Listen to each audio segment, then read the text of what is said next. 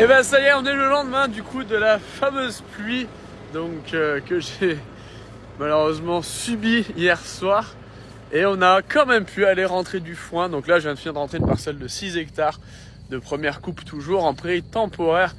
Et malgré les 3 mm que ça a pu prendre dessus, et ben on peut voir que la qualité est malgré tout encore bonne. Bon bah le foin est devenu un peu gris forcément, avec le coup de faneuse en plus la pluie, bah ça y aura pas arrangé. Mais on aura réussi à en sortir quelque chose. Ça fait l'équivalent d'une grosse rosée 3 mm, donc c'est encore pas dramatique. Sachant que oui, certains m'ont insulté, mais m'ont repris en disant ouais ça manque d'eau. Évidemment que ça manque d'eau. Mais globalement, si ça pouvait attendre comme prévu demain pour pleuvoir, ça m'arrangerait. Sachant que j'ai encore 12 hectares de bottes carrées à faire demain, ce serait top que ça attende qu'on ait fini.